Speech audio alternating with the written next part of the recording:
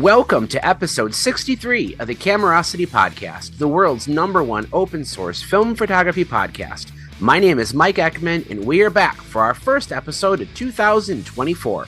In this episode, we will finally give some love to a brand of camera that, for reasons unknown, we haven't really dedicated much time to, Olympus. As Japan's second photographic company named after a mountain, we are sure to talk about a variety of Olympus pens, OMSLRs, and whatever else we think of.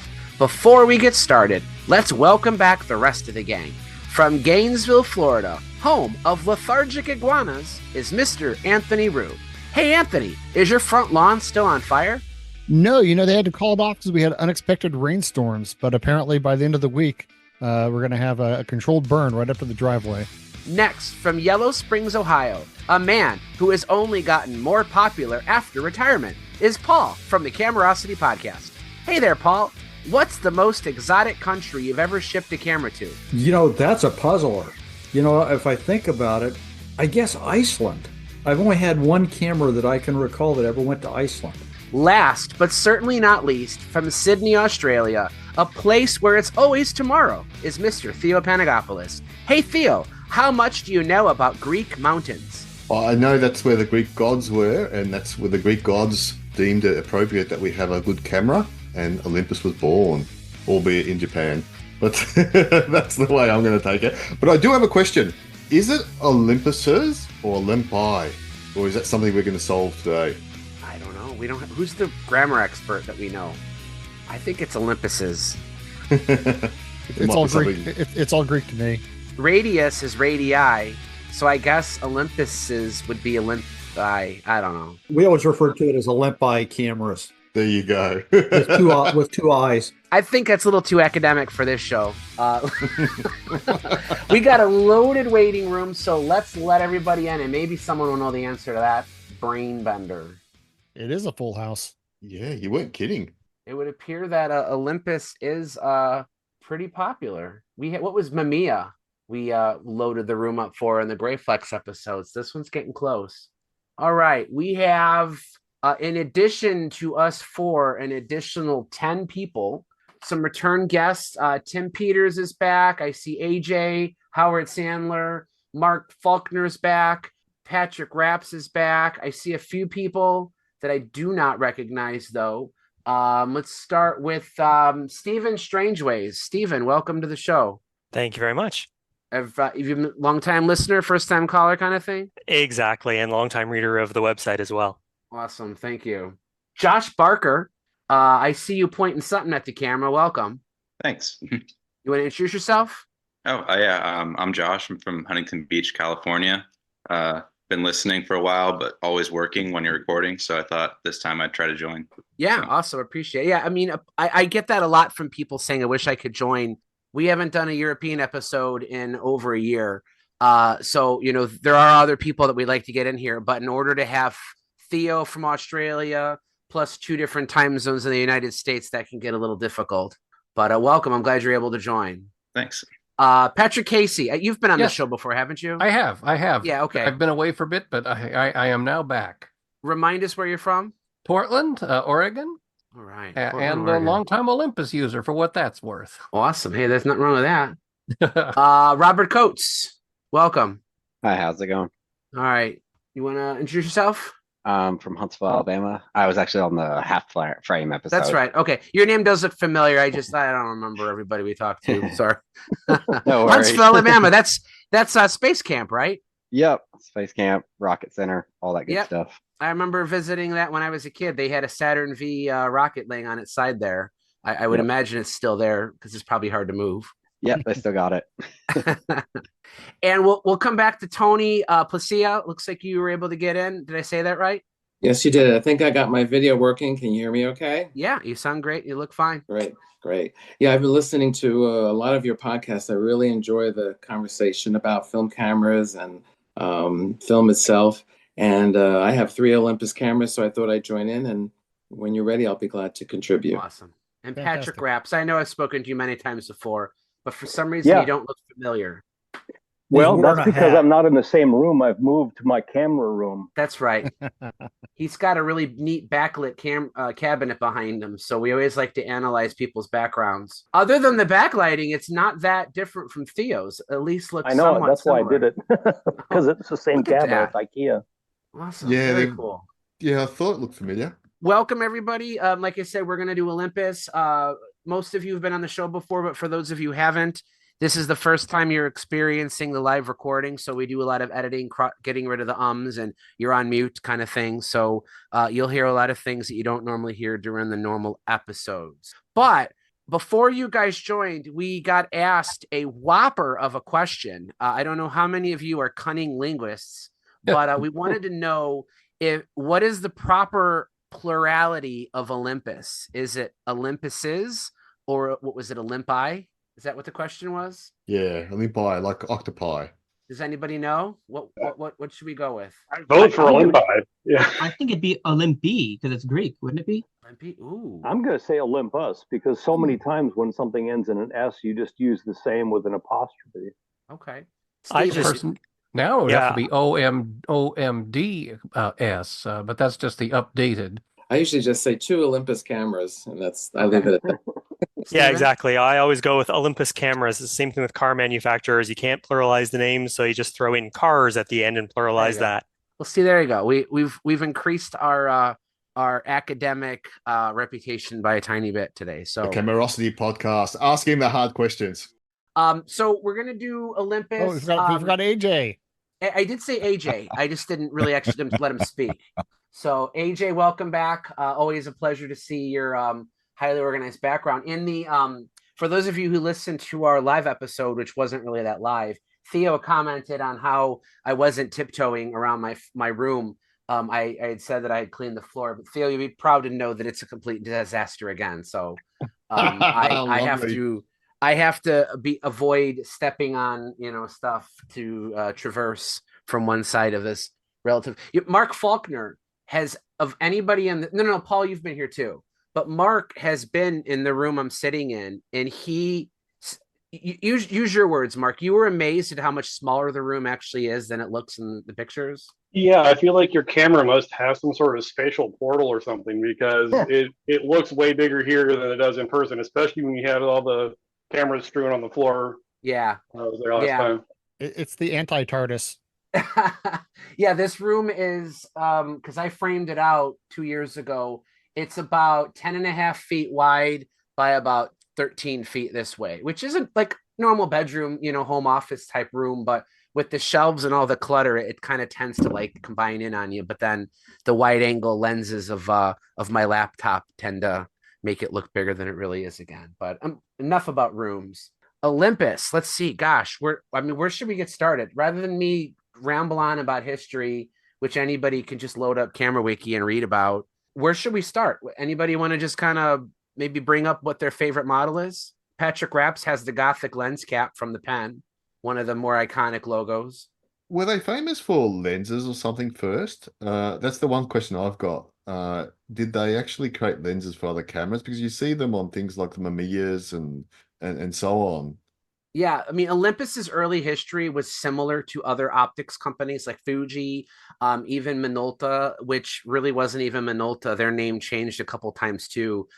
There was a lot of, I should say, there's very little organization in pre-war optics. Canon built the Hansa cannons, but Nippon Kugaku made the lens mounts, the rangefinders, and lenses for them. There was a lot of cooperation. Remember, if you put your mindset back into pre-war Japan, even though they had been modernizing for about 50 years prior, about 70 years prior to World War II, they still had somewhat of an empirical Japanese empire mentality where they had an emperor, they had this structure of people worked for the betterment of the empire. So we think of today, like you wouldn't imagine that Canon and Nikon would do much to help each other out, making products for each other. But back then, it was very common for companies one Japanese company to help out another. I mean, we've heard many examples of, Nikon making lenses for Mamiya cameras, the lens mounts for Canon cameras. You can find, you mentioned Theo, Zuiko lenses on a large number of cameras. You have, Theo, the Takan Mini A6, I think. Doesn't yours have no, that has a Takamar. I can't remember. Yes, that has a Takuma. I mean, they were similar situation, but yeah. Yeah, but similar situation though. You can find some TLRs by some third-party companies. You can find a bunch of 6x6 folding cameras with Zuiko lenses. I have the one and only Leica thread mount M39 Zuiko lens. Olympus made one for the Leica. It was a 4 centimeter, I think an f2.8, and that's the lens I actually used on my Leica 3G review because I've always been a fan of the 40 millimeter focal length. It matches more like how my eyes see the world. So to have an uncommon Olympus LTM lens at a focal length that I really, really like, it was just an opportunity I couldn't pass up. So yeah, I would say, Theo, that you're right, that they were originally more famous for making things for other people than they necessarily were their own cameras. Because really, gosh, they had 6x6 cameras. I know there is an Olympus TLR that's really rare. I've never even seen one in person. There are a couple semi Olympuses. And when you talk about Japanese folding cameras, anytime you hear the word semi, that means like 4.5 by 6. Yeah. So like, it's not really half frame because in my opinion, roll film doesn't really have a native format. But 4.5 by 6 is a semi. But most of those would have Zuiko lenses.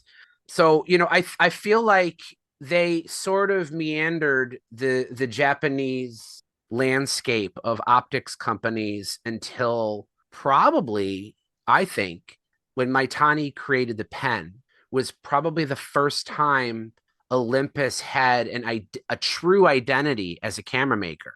Because if you look back at Olympus's camera making history prior to 59, they weren't that well known. They probably were in the same group of maybe like a B-list company, similar to like Iris, Kuribayashi, which became Petri, Riken, which became Ricoh. There's a whole bunch of these, like, they were better than the crappy Japanese companies that made all the toy cameras and the one-offs you never heard of again. But they weren't quite an industry leader like Nippon Kogaku or Canon, or even by then Minolta would have been. But I feel like Maitani creating the pen, and I don't want to get too far ahead. I'm sure we'll talk about the pens later. But that seems to me the turning point where Olympus kind of became like a world-renowned maker of cameras instead of a OEM provider of really good lenses. It's probably worth diving into the pens now anyway, because I mean that is what really made them famous. Yeah, it's that half frame, the pen, the whole story behind that. I mean, I'm holding a pen S here, beautiful little camera. It's nice and tidy, neat. It's got the 3 centimeter lens, almost fits in your pocket, and it's got full manual controls. And shooting 72 frames takes you 3 years to finish a roll, but you get there in the end, and it's worth the wait. Well, Mike, I have a question for you. Which came first, the pen or the trip?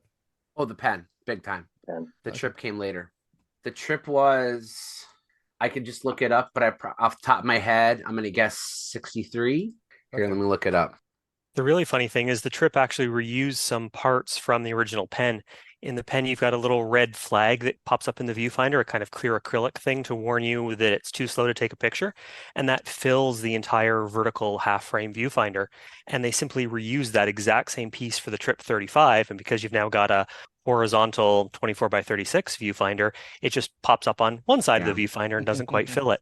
Yeah, it was 67 is when the first Trip came out. And they intentionally designed it to resemble the pen, I think wisely so, because even by 67, I feel like that there was a resurgence in popularity with half frame that the pen really kicked off, and it only lasted about a decade. I mean, yeah, sure, there were still Japanese half frame cameras as recently as the 80s, and the Samurai by Yashica, Kodak, or whoever Kodak is today has that H35 that they just came out with. So I wouldn't say half frame ever died, but it definitely had a peak resurgence from about 59 to the late 60s. And I think Olympus was wise to release the Trip 35 when they did, because that was pen simplicity. And if you hold a pen and a Trip side by side, they're not a whole lot different. I mean, the Trip is bigger, but not by a huge amount. And it even had, some of the models even had like a similar or even identical body covering. You could tell the design was intended to be similar enough to where you would look at it and go, oh yeah, that's an Olympus camera. But Olympus Trip 35, great camera. They produced that thing until the mid 80s. Fully mechanical, only a 2-speed shutter, wind knob. It had the wheel just like the pens did. So that camera sold so well and was so popular and so simple and reliable. I think that's what people really loved about it. Is what did you call that? A January to December camera, Paul, where you develop a roll of film and it had like every major holiday on it. Holiday roll. The holiday roll. I think the Trip was the holiday camera. It would just get thrown in a bag or a piece of luggage. And whenever someone would go on a trip, they'd literally pull out the Trip and it just worked. Was the half frame craze driven more by the fact that they could make the cameras small, or by the fact that film, as I understand it, was quite expensive in Japan? I think it's both.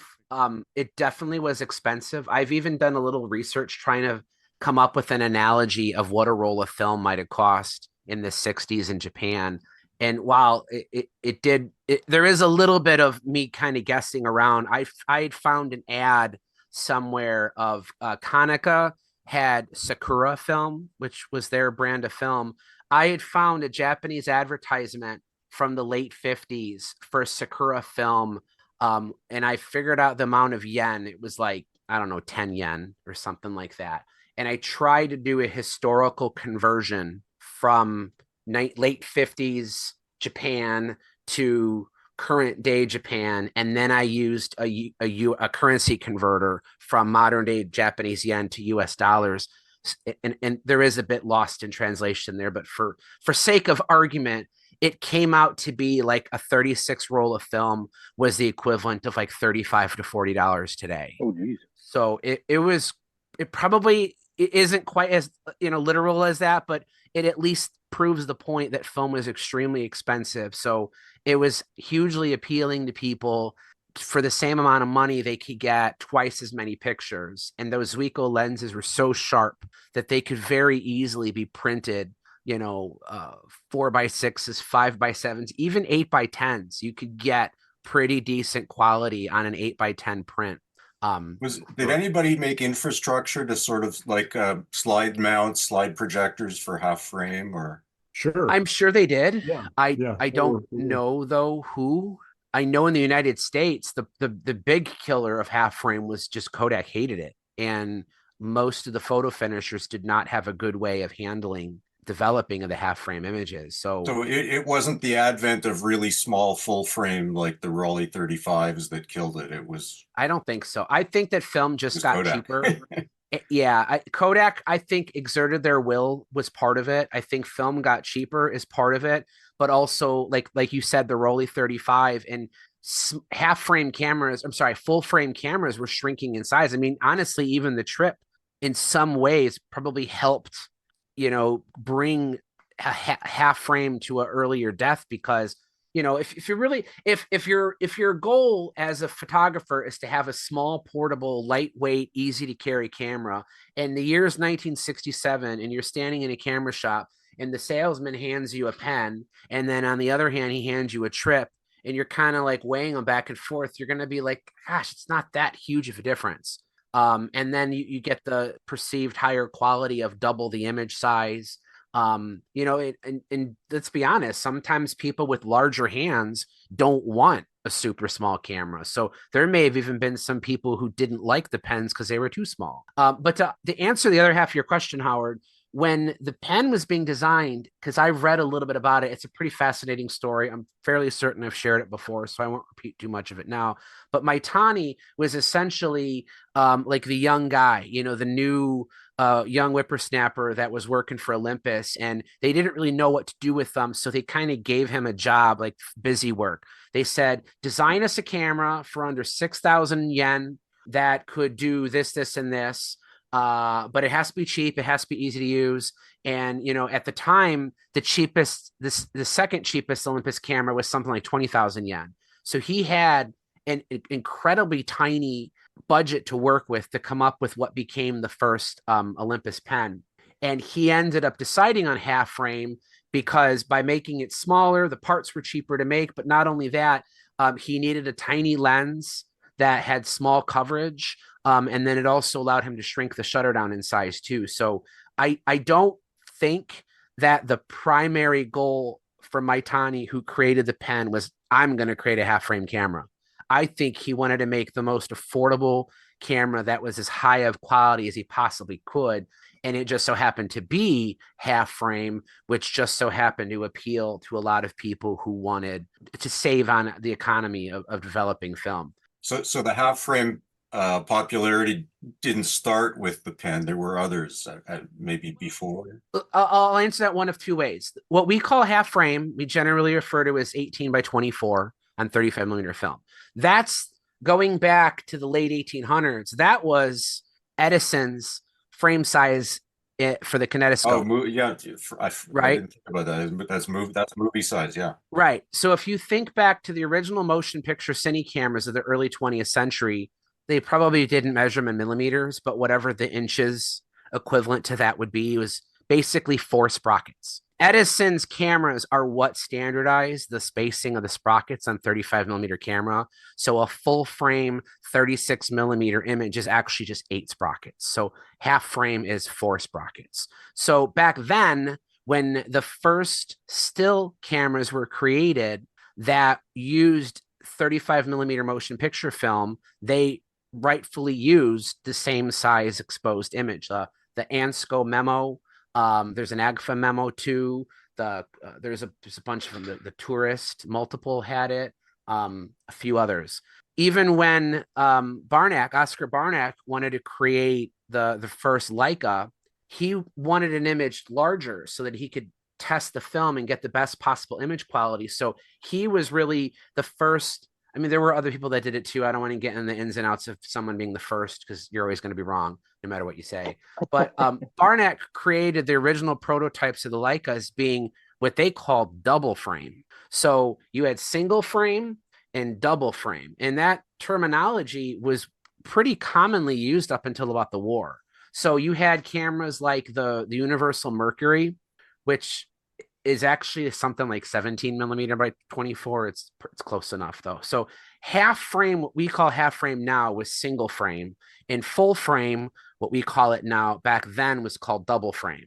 So even though we, collectors today still use that term, it didn't really get called half frame until about when Maitani created the pen. So I don't know that he sat down one day and said, I'm going to rename this half frame, and that's what everybody in the world is going to call it. But the usage of the term half frame wasn't really that common prior to 59. It was just single frame and double frame. So I suppose at that point, everybody thought of a frame as the 8 sprocket, right, 35 millimeter after the war, frame. Yes. So it kind of made sense that people would even organically start referring to it as half frame, because that's what they knew as a frame at that point. Correct. I don't think anyone was still using the double frame. The Mercury, the Universal Mercury 2 was produced after the war, and it was still a single frame camera. But I mean, it pretty much fell out of use by 1950. Any company still making a single frame camera after the war, those were now the exceptions to the rule. The war changed a ton of things about the state of photography, one of which is it put the nail in the coffin for single frame, and double frame just became normal. So that's that. Yeah, Theo, you basically said it way shorter than I just did. Well, I have a question for our esteemed assembled panel. not counting the F, which I'm sure we'll get to in a second, but of the original pen line, I see that like at least half of you all held up your pens when we mentioned the pen. There's a rather bewildering array of models of the pen. And I know that for people that are just getting into it, it can be a bit intimidating to know which pen to go for. So I'd be curious to hear just like a quick survey of, what pen you have and what you like shooting and which one you'd recommend for a person looking to get into the pen line.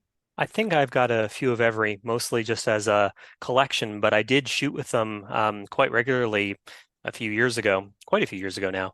And it's interesting because the Pen EE cameras that have the selenium meter around the lens, little electric eye, those are very common. And when they work, they're fantastic, but they are getting a little less reliable these days. So some of the earlier cameras, the original Pen and the Pen S, which have manual controls, as well as the Pen D series. There was a Pen D, D2, and D3. Those have meters but can still be used manually. Those seem to be a really good option that if you have an external light meter or just want to use the Sunny 16 rule, they can be pretty reliable. I agree on the E's. I've bought two of them now, and both of them ended up not working. So no luck with those, but I've got two. I've got an original and an S. Unfortunately, the original's got a stuck shutter now, so if anyone's got suggestions for who to service it, let me know. Yeah, Robert, I would send it to Alan Wade at Camera Works in Waterford, New York. Okay, thanks. There's not much that he can't repair. When you're talking about the pens, I can tell you what to look for. One thing to look for, when you look at a pen, count the strap lugs. If it has one strap lug, it's an original version. Yeah, this one's got that's the original. The other thing to look for is the flash around the inside of the lens. You can't see it in this picture, but around the inside of the lens, it has the word flash in red letters. That means it's a very, very early version. And those weren't even made by Olympus. They were outsourced. Is that right? Yeah. I can't remember the name of the company, but when Maitani, I mentioned earlier, was challenged with building this cheap, inexpensive, easy to use camera, no more expensive than 6,000 yen, when he actually produced it and showed it to the board, they were so impressed. They immediately wanted to make it, but they were concerned that such a cheap camera might somehow diminish their image. So, and they weren't convinced it would sell in large numbers. So they outsourced it to like a sister company or someone they had partnered with.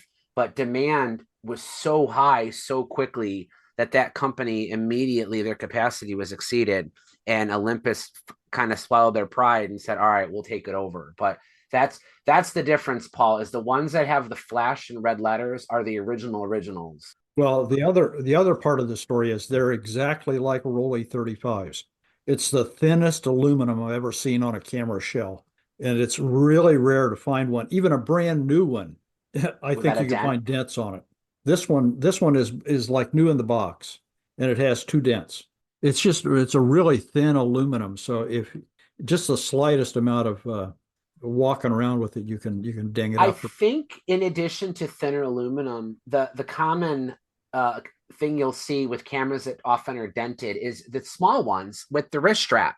I mean, they're designed to be carried around and people just kind of swing their arms, and they're more likely to take a bang against a railing or something while you're at the zoo or something like that. And I think that also contributes to why they're always dented. This is Tony, and I'm from New Jersey. I forgot to mention before. I have the EES. I think it's from 1962. The S model has the 2.8 lens. I got it this year and at a good price because the selenium meter was broken. But I am able to. It has a 1/40th of a second shutter, and I'm able to adjust the aperture. So I ran a roll of film through it, and it came out pretty nice. It's a great little camera, very solid, no dents. Heavy, but it's a great little camera. I think the half frame is kind of a niche product. I mean, most people I think would get it because of going on vacation. You can take a lot more of pictures with less film. That would be the reason I would have gotten it. This is my first half frame camera. But go ahead. In addition to them having really sharp lenses, another benefit today is we can extract, I think, greater detail with modern scanners than they probably could have with the photo finishing machines back then. So to shoot a high, not only that, with like T-grain technology like Kodak developed, you put a roll of T-Max or whatever through a pen, shoot it today, and then scan it using a higher quality digital scanner, and you're going to get quite a bit more detail out of those things than even people back then did. One of the stories about the original design and the budget limitation that he had with it was that Maitani really put a lot of effort into the lens. And it's a D Zuiko lens, which means it has 4 elements. And everyone in those days expected that a small, cheap camera would have a 3-element lens. So they went with a cheaper body, they used some thinner metal there, but really went all out on the design of the lens. And that's why it delivers such sharp images. Hey, Stephen, how did you know that it's a 4-element just by looking at the name? All of the Zuiko lenses, at least for a while, would use letters. So C Zuiko, if it existed, C is the 3rd letter of the alphabet, would be 3 elements. D is 4 elements. E is... Uh-oh, he talked too much. Oh, no. This was a really interesting piece because I had read about that as well. I remember Nikon certainly did that in the early 60s. Yeah. There was a letter in there which indicated how many elements was in the Nikkor lens. Minolta did the same thing, but it was a hybrid of like the Olympus and the Nikon series, where like the Nikon used either Latin or Greek letters to signify the amount of lens elements. And of course, Olympus just did the ordinal of the number of the letter. But Minolta did a hybrid where, for example, like a Zuiko, not a Zuiko, a Rockor PF lens. The P would be for pent, so 5 groups, and F would be A, B, C, D, E, F. 6 elements. That's 6 elements in 5 groups, which, like, why would they do that? That's kind of strange. Yeah. Well, I will say that after our half frame episode that we had a while back, I rushed out and bought myself a Pen D2, and it's a crazy fun little camera. It's super compact and heavy, but it's got the F Zuiko 1.9 32 millimeter lens, and it is a cracker of a lens. So F means 6, right? 6 elements. 6 element, 1.9 and a pen. And like you said before, like I think it was Stephen that said that even though the meter's about 1 stop off, you can shoot it manual, and it's just totally easy to use. It's become quite the pocket camera for me. I carry it all over. Mike, I can't help but say this, but do you think the Olympians handed the designer a Herculean task? I couldn't remember his name. I couldn't help. No, I mean, and that's kind of coming back to what I was alluding to earlier, is that Olympus was certainly a good company.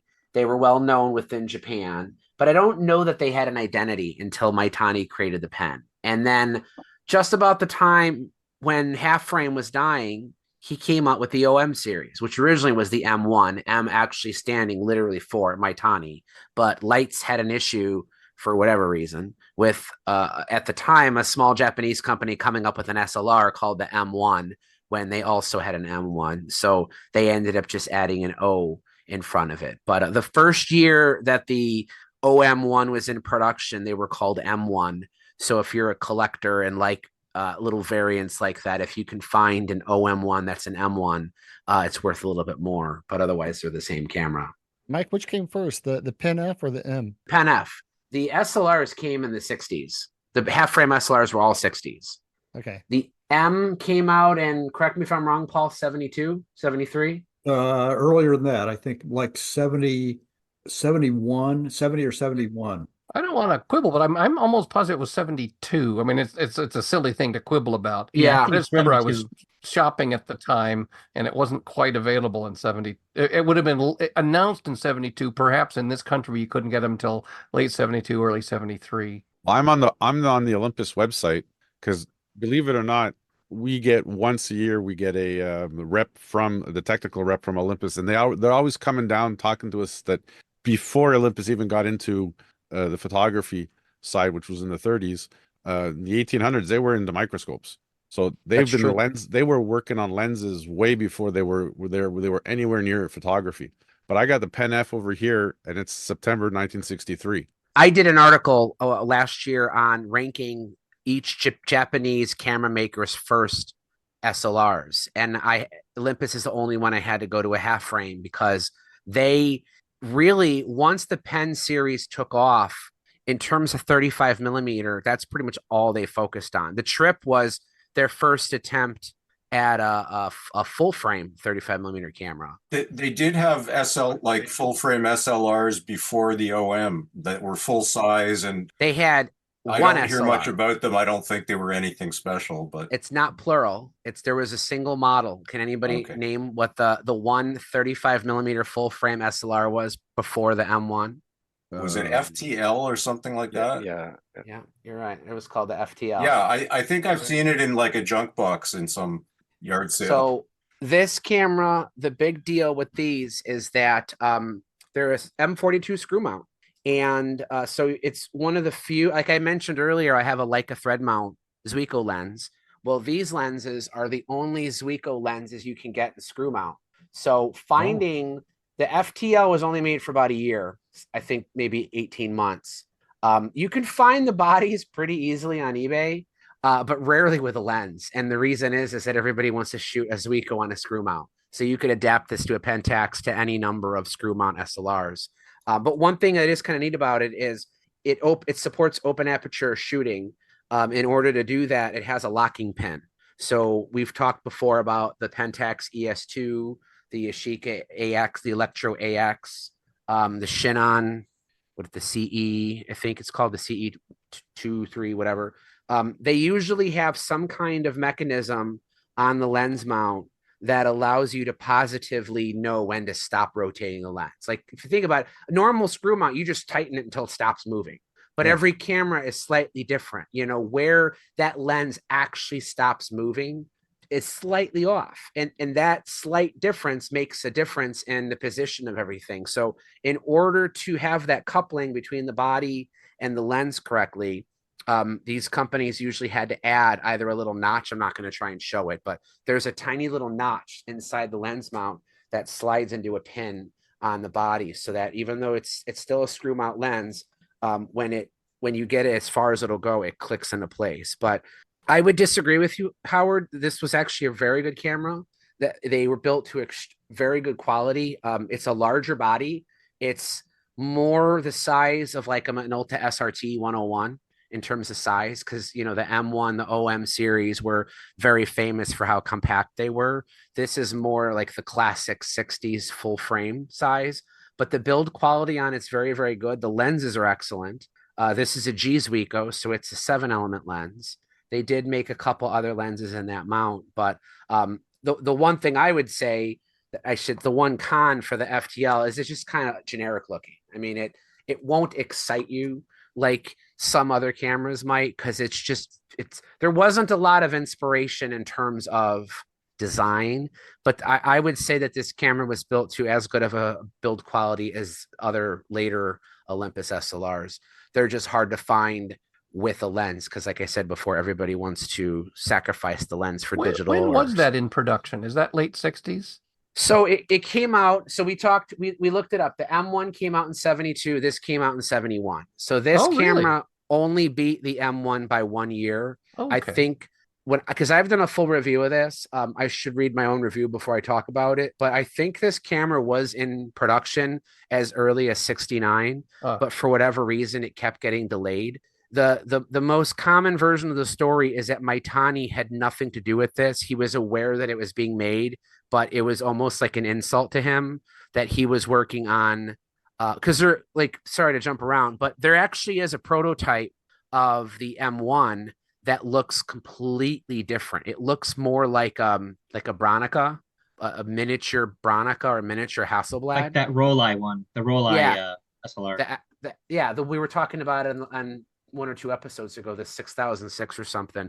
It's more it's not as wide. So Maitani was coming up with a real revolutionary new SLR.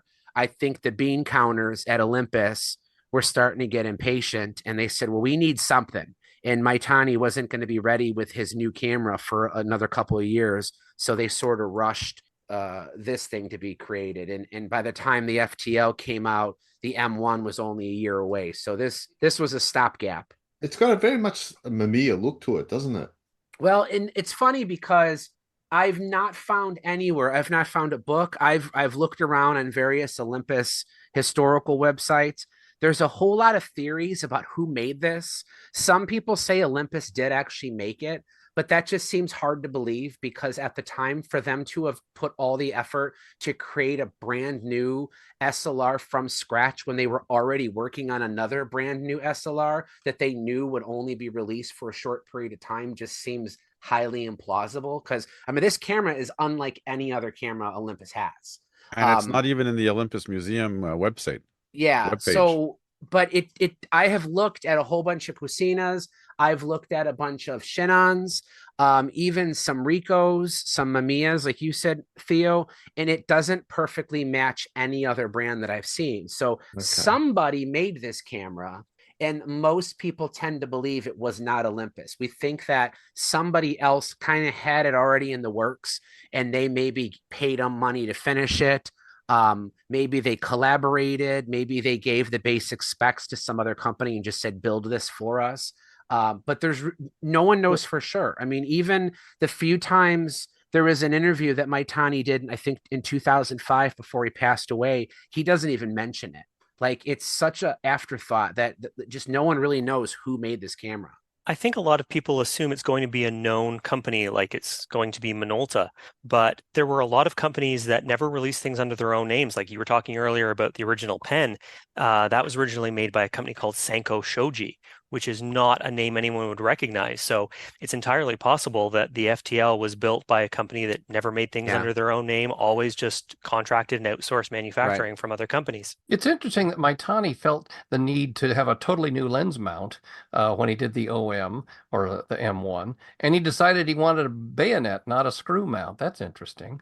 Well, that by the 70s, that's where most of the companies were going to. Oh, sure. Remember, by then, Nikon, Canon, Konica, Minolta, all the big ones had already switched over to bayonets, and bayonets were really the best way. I mean, I was talking earlier about that pin.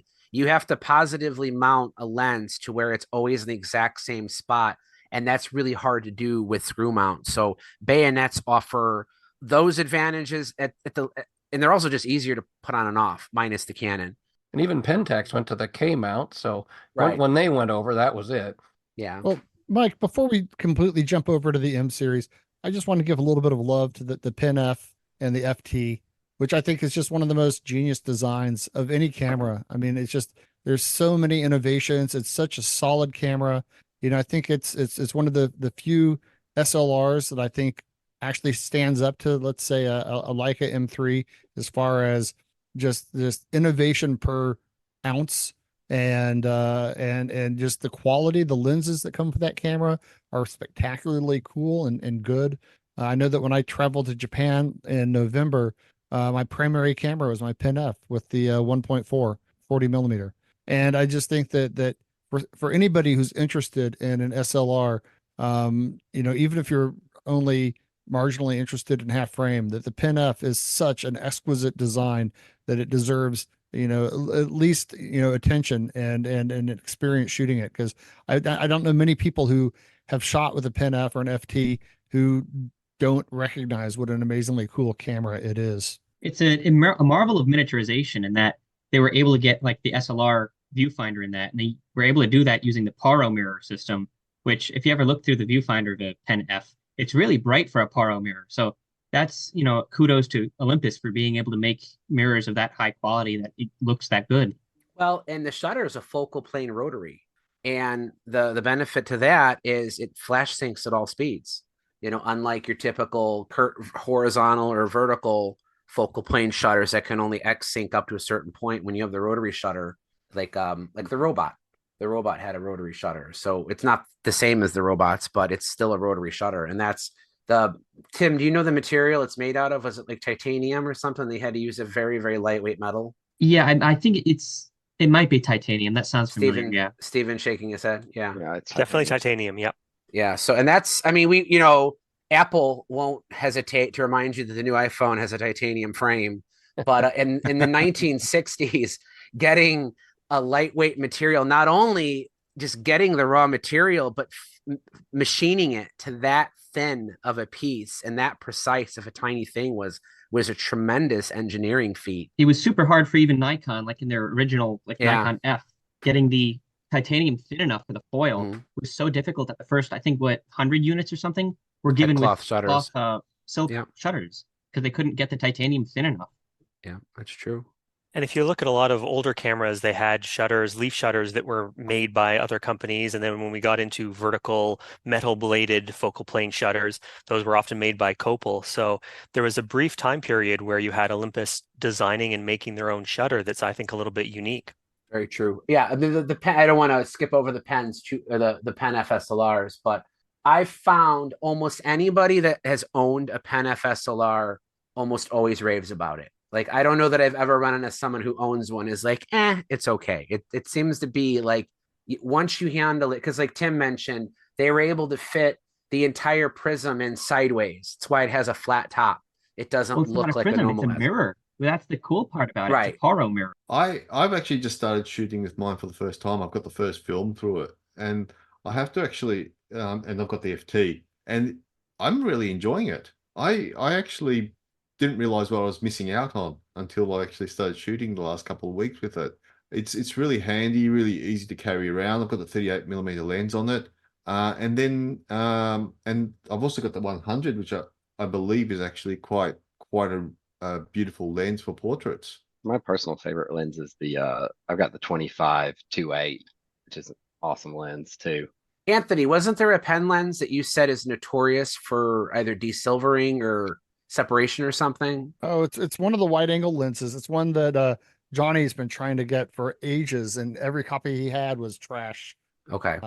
But I don't remember specifically which one. It might have been the 35 or the 28. Okay. I don't remember which one. There's two 28s. There's an f4 or an f3.5 and an f2.8. Yeah, I have the 25 f4 that you just mentioned. That's the only wide angle pen f lens I have. And then there's also a 20 f4, I believe. Yes, the other I think one. that's true. Did any of the secondary lens makers, Vivitar and Soligor, did they make stuff for the half frame Olympus ever? That's a good question. Not that I've ever seen. Don't know that I've seen one. There was a third-party teleconverter that was made, but that I think was it. I think the budget brands, that was a little bit of a later trend because, like we said, the SLRs, the pen SLRs were from the 60s, and you don't see proportionally as much of those off brands then. It really kicks off in the 70s. Certainly. And I know that Olympus also made a series of adapters for the Pen F. So I've got the Pen F adapter for Exacta lenses, which is great because I can shoot my Biotar on my Pen F, and it is really stunning. Gives you great results. They're outrageously expensive if you can find the original OEM adapters now, but I believe they made them for at least 3 or 4 different mounts. And of course, now you can adapt them the other way as well on the Micro Four Thirds on the Olympus pen digitals or OEM pens these days. I missed it real quick, but Matt Murray jumped in. Matt loves cameras. He was on one of the more recent episodes, so welcome back, Matt. But also, we skipped over a camera that I don't even own, but I'm wondering if any of you have ever tried. Olympus did in the 50s make a very short-lived interchangeable lens 35mm rangefinder called the Ace. Does anybody have one of those? No, a lot of people shaking their heads. I have both the Ace and the Ace E, which had a built-in meter. Neither of them I have with me, unfortunately. There were 4 lenses made for it, and they also even sold it in the U.S. as a Sears Tower. I believe it was the Tower 19. Sears sold it as. They sold the Ace E, which had the built-in selenium meter, and they never sold the original that was meterless. Yeah, they're pretty attractive cameras, but I think it was a dead end. I was going to say that if we can, sort of go chronologically before we get to the OM series. There were the 3 or 4 rangefinders that they came out with in the late 60s, the EC, the RC, and the SP, which are also a bit of a cult camera, all 3 of them. I know that the EC was my very first camera that my dad ever gave me when I was in junior high school, and it traveled all over with me, went to concerts. I shot like a Blondie concert with it in 1977, and then eventually I was in a high school field trip to Mexico and got thrown into a pool with my EC, and that was the end of my Olympus.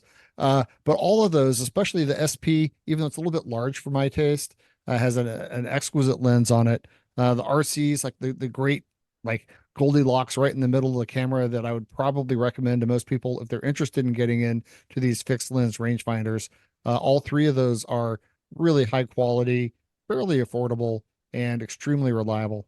And I see Robert's got one of his there. This is kind of the grandfather of it. It's the S2. the 35S2 with a 42 millimeter f1.8, and it's a great little camera. It's not as small as those. We need to compile a list of all cameras that had the name S2. There's a lot of them. So what lens is on that one, Robert? A 42 millimeter f1.8. I think they also had a 2.8 or f2.8 on some of them, something like that. I can't remember exactly, but had a couple of lenses. Is it an F or a G? It's a G. G. Okay. G. Okay. I just saw Mark Faulkner held up an Ace. You do have one. Yeah, it's an attractive camera. I mean, it's almost a shame that it didn't do better. So yeah, they did a lot of the fixed lens rangefinders. Anthony, I'm glad you redirected us backwards a little bit. Because those full size, well, the EC was a little bit smaller, but the 60s Olympus 35 based fast lenses, some of the earlier ones were 1.7 or 1.8. The later ones were 1.7. The SP, like you mentioned, has a bit of a cult following. It's one of the very few fixed lens rangefinders that can do both spot and average metering. It's really, really nice camera. It's got I think it does auto exposure too. Mine's got a dead meter, although it works fine. But I was going to offer a tip. If you're interested in an SP, but don't care about the electronic features, but still want the same great 7-element lens, look for a camera called the 35 LC. It wasn't quite as common. I don't think they were made in quite as high of numbers as the SP was, but these almost always fall under the radar because I don't think a lot of people realize what it is. This is essentially the SP just without the advanced electronics. It still has a CDS meter, but it's just more like a match needle. You can see the match needle there on top. But I mean, it's got a bright and very high contrast rangefinder. It's got the similar size body. In fact, I think it might even be a little bit bigger, but it still has the 7-element f1.7 lens. And I've shot this one. I've reviewed this exact camera on my site, and it produces equally sharp and great looking images, just like the SP does. A nice camera, Mike. There was a version of the SP that was sold in Japan only called the UC. It's super rare though, and it's just a cosmetic version of the SP. But if you're a completist, there's quite a few rangefinders from the 60s that you can collect. And then they got into the model like the EC and the RD, the RC. I can't remember all of them, but they got more into the electronic shutter ones in the 70s too, similar to like what Canon with the Canonet and Minolta were getting into at the same time. But yeah, I mean, whether you're into SLRs or rangefinders, like I mentioned before, Olympus did make one TLR, very hard to find. They had some great folding cameras. Olympus 6, I have one with a Zuiko lens. There were the semi Olympuses if you're into 4.5 by 6. They had with one interchangeable lens rangefinder, a ton of fixed lens rangefinders. They had a ton of the Pen series. Anthony's, in fact, the last time we did the half frame episode, Anthony, you went out and bought the D like literally the next day, which all have the fast f1.9 or f1.8 lenses. So there's a lot to love. Anthony, you recently went to Japan. I think you actually shot one of the half frame. Right. I took my Pen F with me, and I was shooting mostly shooting the Eastman Vision 350D film, and just absolutely delighted with the results that I got from it. Yeah, they were quite stunning actually. So it's anyone that says a half frame doesn't produce the result is really just not shooting it right. And then of course the other camera that I took with me was the Olympus XA4. And I'm kind of leapfrogging past the OM1s, which by the way, I love my OM1. I think they're fantastic cameras, great lenses. Hopefully we talk about the OM series in depth, but of the XAs, I have a long history with them. When they were first released, the XA, not the rangefinder one, but it was the XA1, or just they just called it the XA. The first one that didn't have the rangefinder. I ended up going through at least 3 of those when they were brand new. Kept on breaking them, returning them, replacing them, and I'd kind of given up on the XA line. I actually abandoned my XA for a Minox 35 GTE. But the XA4, I was kind of a late comer to it. It was actually Jeff over at I Dream of Cameras was raving about his because it's got the wide angle lens with the macro capability, where just like the original Minox, it has the measuring wrist strap where you can do like 1 foot focus on it.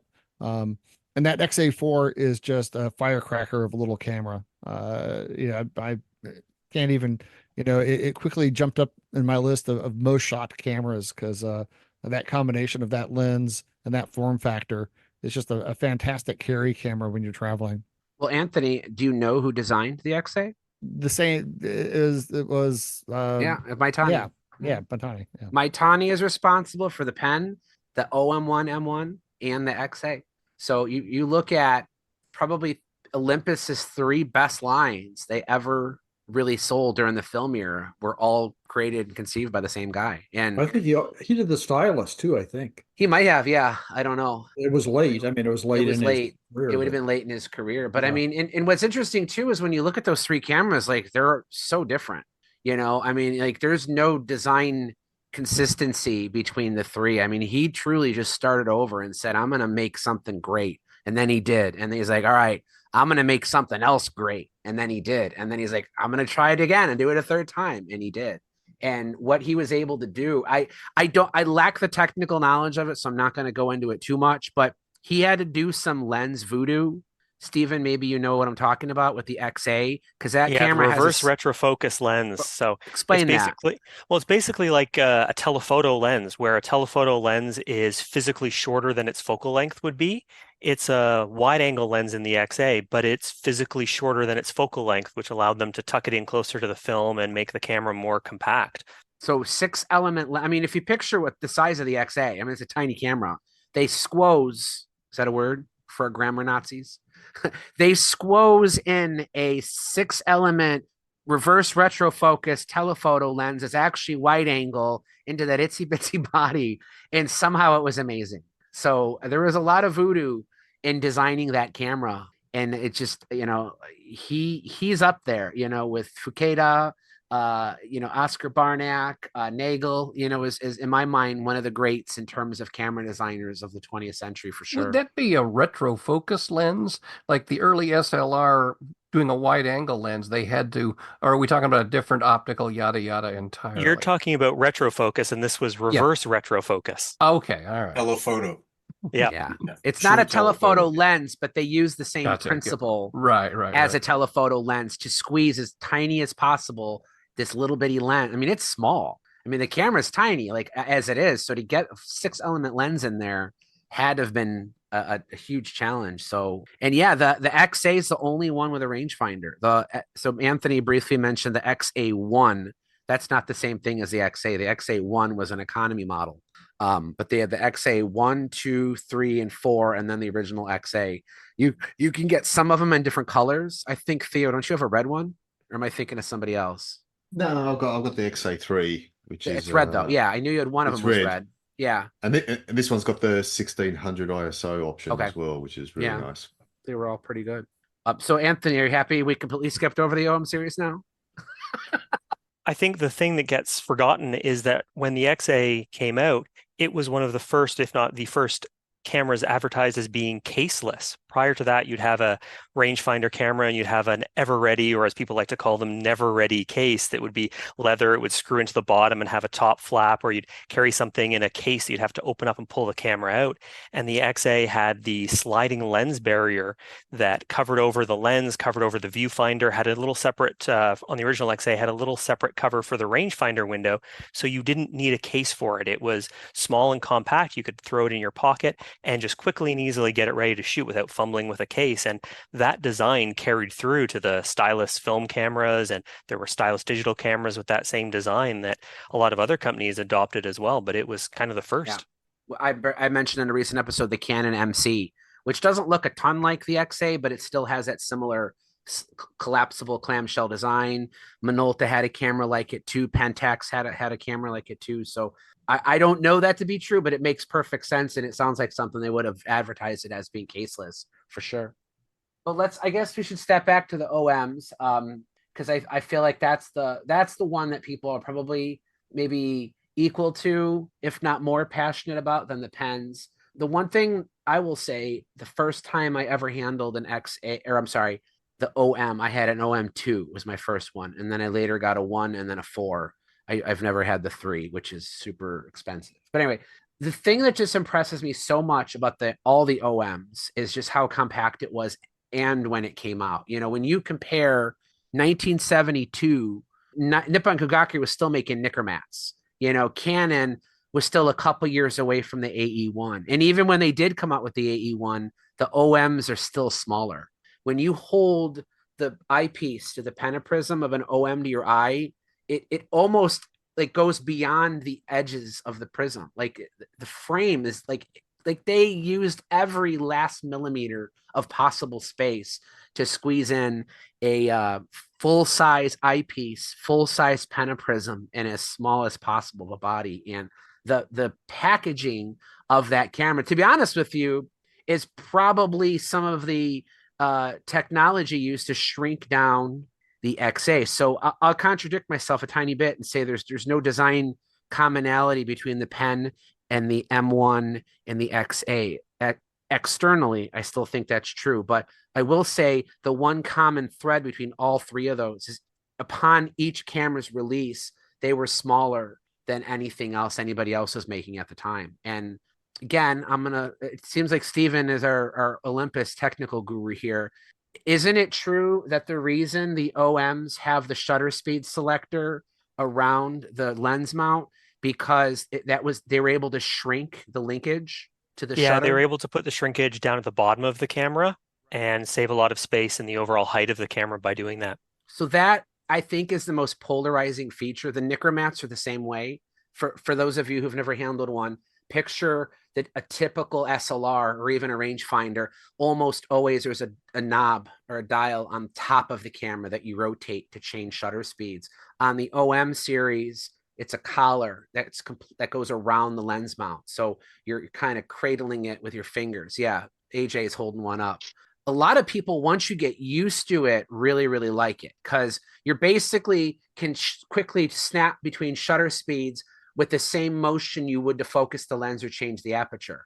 It's all in the same location. And while there is an ergonomic benefit to that, as Steven said, the reason they actually did that was more of a packaging thing. It allowed them to just make the camera that much smaller because the parts were smaller and in a more convenient location by doing it that way. Well, and also because of where they did position it, that also meant they had to change where the aperture ring was on the lenses. Right. They're near the tip, right?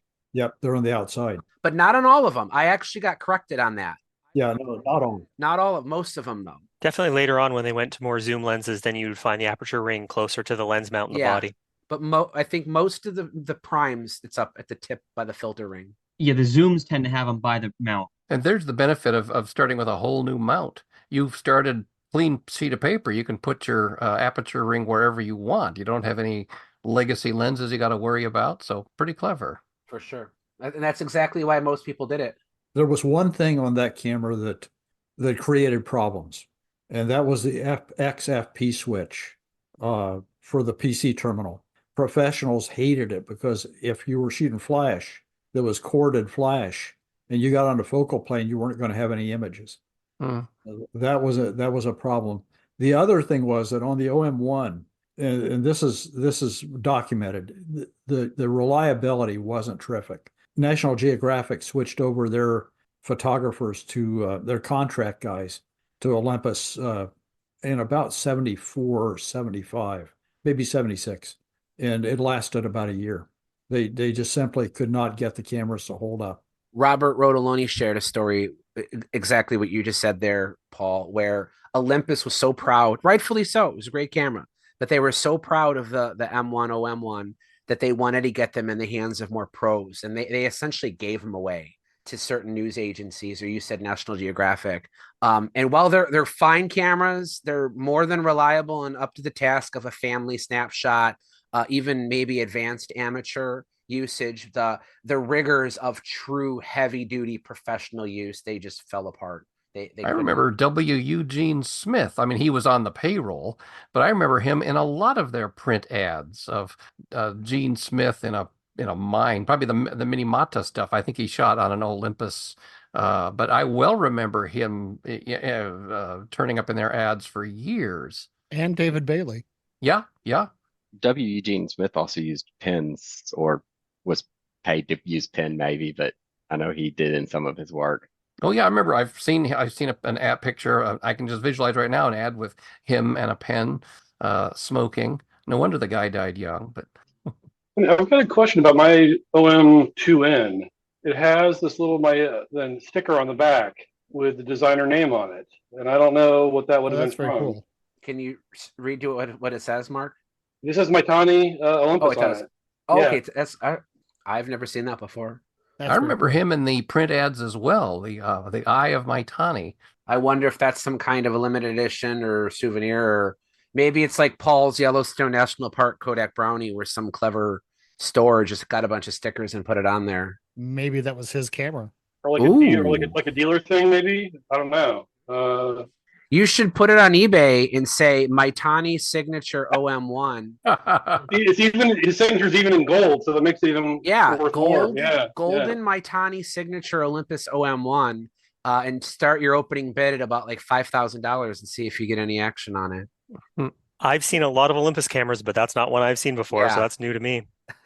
But one thing is, there are actually a lot of signed cameras because Mytani was famous for carrying around a diamond tip pen with him. And so when he ran into someone who had an OM1 or one of his cameras, he would autograph it and engrave his signature into the body. Oh, that is amazing. That's cool. That's a fun. He was definitely a celebrity among designers. I don't think any other camera company advertised the name and photo of their designers the way Olympus did with him. And if you're interested in the OM series, the lenses are just fantastic. I got to tell you that the 51.4, I'll put that up against any 51.4 lens out there. They're very good. And for a fraction of the price of like the Zeiss 51.4, it's a great lens. It's like the one lens I never take off of my OM1. Well, that's the same reason the pen lenses are so attractive today, is because they're designed to cover half frame, which is almost not exactly the same, but it's very, very close to APS-C crop sensors. So people love using. Actually, the Camerosity Podcast does not endorse the sabotaging of pen lenses for digital use. But if you did already have one and you wanted to get an adapter, they're razor sharp. Now, Mike, back to what you were saying about the reliability of the Olympus OM series. I have to comment, because this is nothing short of miraculous in my opinion. My father bought a almost new OM1. He bought it used technically, but the previous owner had it for one single day. He bought it back in 1977. Brought it to 6 continents, put hundreds and hundreds and hundreds of rolls of Kodachrome through it. Hasn't been serviced once, and it still works factory well right now. So I have never, ever come across an OM that didn't work, at least not with fresh batteries. But like the story Paul shared, though, with National Geographic, and I've heard this before, that Olympus did try to sell or give away their cameras to get news agencies to switch over from Nikon to Olympus. And when you get to that level of extremity, wartime, going in extreme climates, that was the limit, and I don't think I would be shocked if any more than a fraction of a percent of all other Olympuses ever saw that level of severity. And I think that's where the line was. I think part of it might also be to do with the fact that it has a cloth shutter, where a lot of the other major brands used metal shutters at the time. So here's this question, Tim, you could answer. Let's pretend you're at a thrift shop or a garage sale and you find an Olympus OM2 or an OM4. More than likely, the shutter's stuck. Oh, I know that. Does that mean the camera's broken? You should just throw it away? No, sir. No, sir. I have an OM2 MD. It just means that you got to push the shutter dial all the way to one side. And there should be a little button labeled reset or something like that on the bottom. I think it has a star next to it. You press that in, you slide it to the side, you keep rotating, and the mirror should pop down, because you need a battery to operate. Right. Well, you not only need a battery, you need a silver battery. Don't ever use a lithium battery or an alkaline 76 battery in an OM2 or an OM3 or 4. They simply do not, they just don't hold up. Yeah. I've got this the auto exposure is bad too. Yeah, I've got this OM2 spot program model here. And I was at a camera show recently, and the guy wanted to show me that it worked. So he stuck some batteries in it and did that, and it didn't work. And he goes, "Oh, I'm not going to fix that. Why don't you just take it?" And sure enough, yes, exactly what everybody's just been saying here. Yeah, the Olympus is very sensitive to batteries, especially in the auto exposure. Like the OM2 has the aperture priority mode to it. And I found that if you do put an alkaline battery in it, it chronically underexposes everything, even with exposure compensation. So, I mean, even compared to like the contemporary Nikon or Minolta, for example, you just really have to use a voltage regulated battery, or like the hearing aid batteries, for example. I've found work well. The thing about the OM2 was that it was really a camera that they marketed for technical and scientific type use, because it worked with all their photomicrography, with all the microscopes. You know, it was the first camera that really had a full TTL flash metering system. It metered off the film plane for exposure. So for use with any kind of instrument that they also made, it was the camera that was recommended for it. Also, what I'll say is the OM2 is a great camera if you want to, provided you have the right batteries. A great camera if you just want to walk around with aperture priority auto exposure, because the camera is always on, but it's not draining the battery. If you're using shutter speeds from, I think, a 30th faster, you don't actually need to flip the power switch on. It'll just automatically, when you press the shutter button, meter and stop down appropriately, or meter and set the shutter speed appropriately, where you only have to turn the switch to the on position if you want to use any speed slower than a 30. So I think that's really neat, because like the Nikons, for example, you have to pull the lever out and that gets in your eye, or some of the Minoltas, you have to, flip the switch on the bottom, which is kind of non-ergonomic. With the TTL metering, the way we always used to show them, well, you would take the camera, hold your hand tight over the lens, fire the shutter, then move your hand. And the second you move your hand, the shutter would fire. The shutter would open, or it would actually close, because it's metering off the film, Right. rather than a cell up inside the body. To circle back on the battery thing, and you found a 2 or a 4. Tim, you started to mention about the lock. So if you look at, and there's only the 2 and the 4, because the 2 and the 4 is the ones with the electronic shutters. The 1 and the 3s, good luck finding a 3. But if you find a 1, you don't have to worry about the 1, because it's a mechanical shutter. But the 2s and the 4s of an electronic shutter, if the battery's dead or just simply not inserted, you'll notice there is a button that says lock. Some of them have a B in orange. Some of them have a star. But on the 2, you push that in and you turn the shutter speed dial to bulb. And if you look at the ring on a 2, the bulb is the only setting in orange. And orange means mechanical. So it's like Nikons will usually fire their electronic shutter SLRs at 1/90th of a second.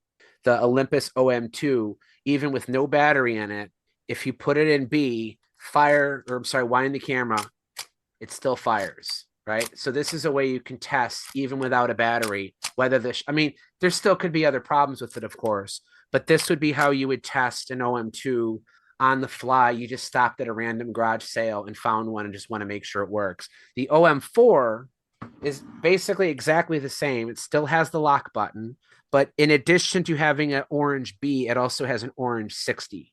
So this shutter, the OM4, you can actually fire the camera with no power at all day long at 1/60th of a second. So load in some Ilford 50 or something close enough to 1/60th of a second.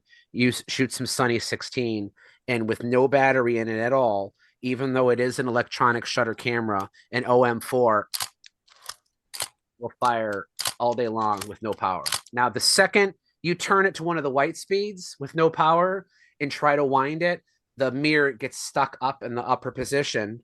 And if you take the lens off, you'll see what Paul was talking about. It meters off of the inside of the curtain. Well, they printed this. It looks like a QR code. They didn't call it that back then, but it's like this white and black speckled grid pattern. Yeah, Mark's holding it up. I mean, it literally looks like a QR code. It was meant to represent the average photographic scene. So that's actually a computer generated sequence. Yeah. So if you ever see that, that's our tip of the day. I offer the tip of the discount Olympus 35 SP is called the LC, same lens. If you find a 2 or a 4, use Theo's method. See if you can convince them to think the camera's broken, when in reality, it's probably just locked up because of either a dead battery or no battery at all. So get the right battery. or if you don't have access to the right battery at that moment, you can reasonably check to see if the shutter will fire by unlocking it and moving it to one of the orange settings on the shutter speed dial. I hate to contradict you, Mike. It's in my nature to do it anyway. Dun, dun, dun. But you mentioned the OM4 has the 60th and not the OM2. Well, I've got an OM2 right here, and I'm not sure if it's going to come up on the screen there, but it's got a Is it? Is yours the program 60th or the S? Yes, it is. That's why. Yeah, I should have clarified. They eventually did add that, but this is an OM2N, and it does not. Okay, this is the Spot program one. The Spot program is basically an OM3 or OM4. And then the original OM2 is basically the OM1, but the OM2 SP or Spot program came much later and was built off of the body of the 3 and 4. So you're right that I should have clarified. The later ones did have it, but it's still true though that any of the orange settings will allow the electronic shutter to fire mechanically. Yes, it does. That's still true, Yeah. and you still do have to use the lock button to unlock it initially, because if the camera's locked, it will not let you change it direct.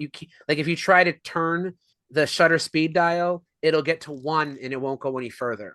You have to press and hold the lock button to allow you to go into B mode or the orange 60. So I was going to try to change the subject quickly to ask, and I don't know if this is a Mike question or a Matt question, but when did Olympus become known for their point and shoots? What was the point and shoot that really broke them through the market? I mean, they kind of already had that with the Trip and with the Pen, but there was a point where they became like a modern point and shoot camera company, and it was definitely after the sort of the XA had run its course. I'll let Matt answer that, but my guess is going to be around the time the Trip went out of production. That's probably when they did that. I don't know, actually. That's a great question, Anthony. I know that, I've got loads of Olympus cameras because they're so compact. I love compact cameras. I've got the XA with the flash on there. I've got a Trip. I've got a Pen FT. And I can only echo what other people, including Anthony and Theo, have said about the FT. It's such a wonderful camera. And the one thing I want to say about the FT, actually going back to that, is when you look through the viewfinder, being a portrait orientation, it just gives you a different view of the world and a different way of photographing. But moving on to the point and shoots, I don't know when. I think it was probably the late 80s, early 90s. And so you've got the Olympus stylus here, which is the Mu 1. Also got the stylus Epic, which is the Mu 2. That's the one that everyone wants. I actually prefer the Mu 1. It's got an f3.5 lens over the Mu 2. It's got the f2.8 lens. But for me, I always like to turn the flash off on these point and shoots. Of course, it's all auto with these things. On the Mu 1, there's a button on the top there. It's really easy for people like me who are wearing glasses and can't see stuff. On the Mu 2, it's a really fiddly little button you got to press in on the back. And so for that reason, I generally prefer the original stylus over the stylus Epic. But having said that, I am shooting the stylus Epic this year on the Frugal Film Project for an entire year with Color Plus, and I'm looking forward to it. The only other camera I want to show you is the LT1, which I know that someone else showed recently, a zoom version. I can't remember who it was. This is one of the LT105. Yes, that was the zoom one, wasn't it? Burgundy. Yours is in the burgundy leather also. I've got the burgundy. I've got a brown one somewhere which is battered as anything, but this is the burgundy prime, prime lens version. Love this camera, absolutely beautiful. I'm keeping this one as a shelf queen because my other one got battered too much. Yeah, that's the one with the built-in leather case. That's a really cool design. It is. It feels like a bit like a purse or something. So it does feel, I kind of question my masculinity sometimes when I'm carrying this about the town, but I'm comfortable with that. So I'm happy to carry it. Matt, do you have any experience with the O product? Like which one? Sorry, which one? The Olympus O product. The really weird one. The one that looks like a CD. No, you know what? A couple of times it's been in my eBay buy list. Is it that they're either quite expensive or some of them stop working? I can't remember which one it was.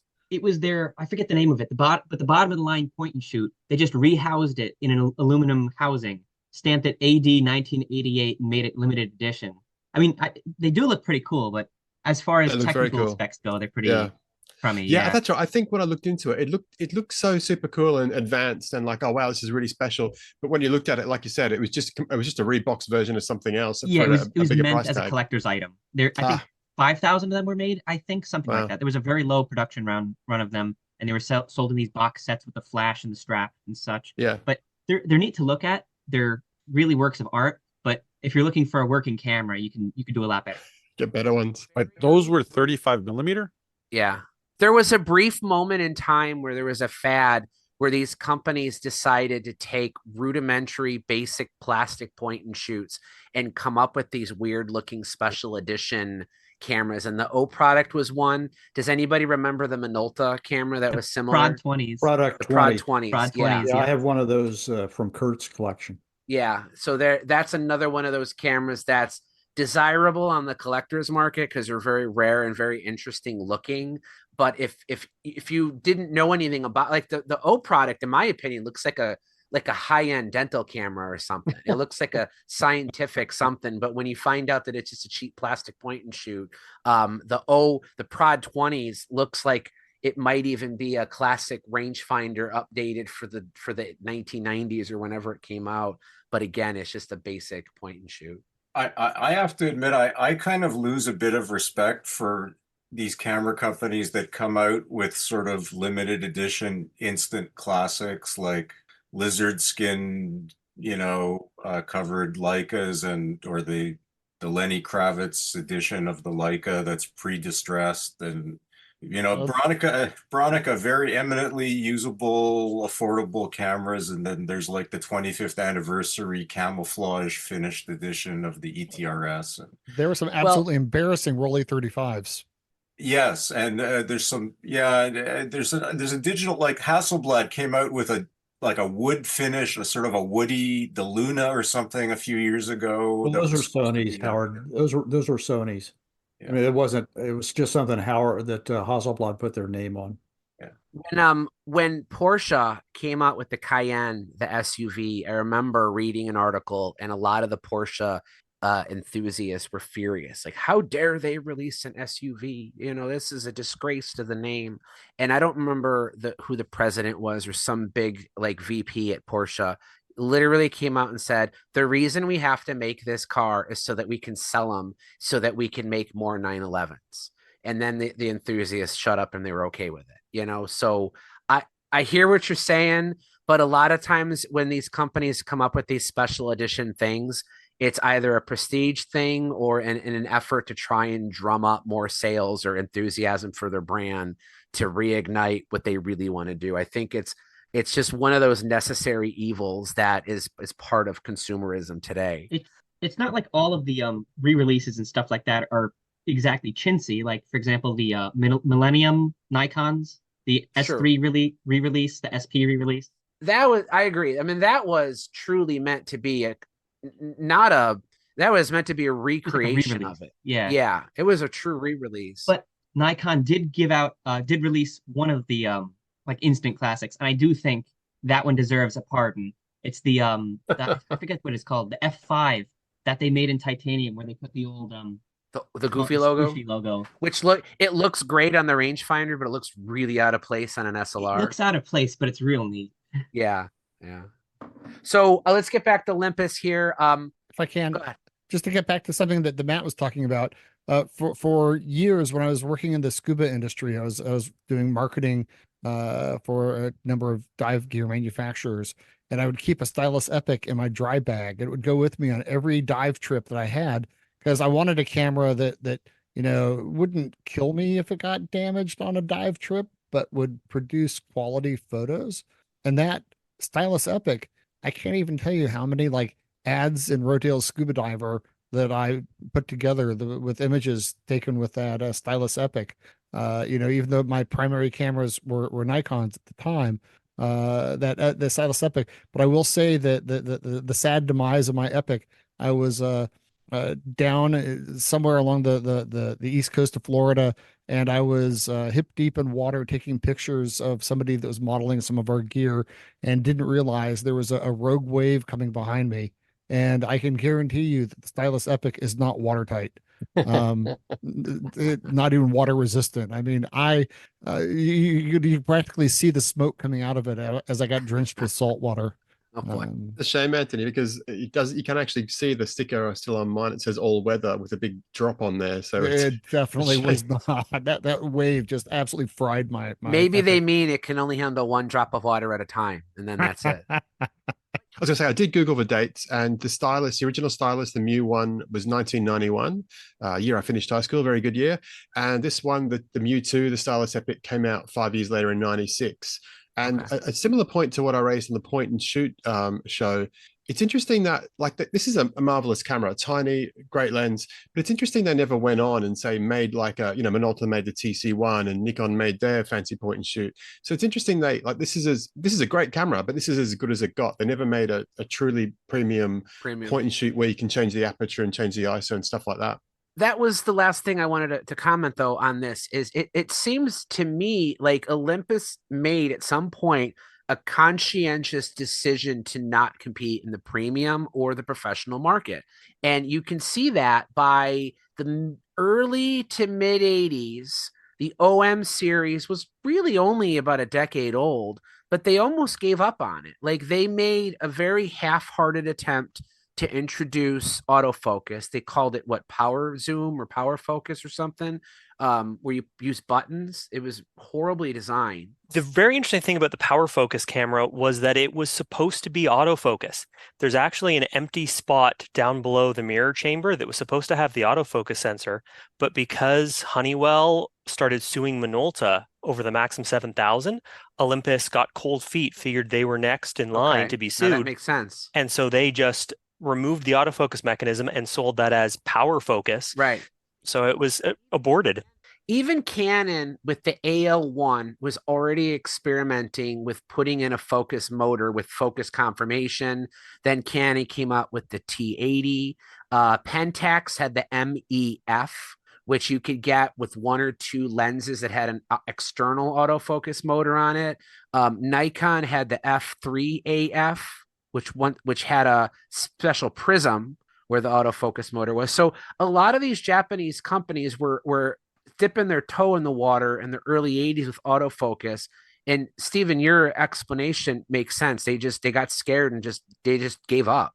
They obviously had the XAs, but those would only last so long because they're still manual focus.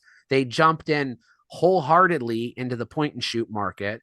They basically gave up on interchangeable lens SLRs at the end of the OM. What was it? The OM 707, I think, was the last model.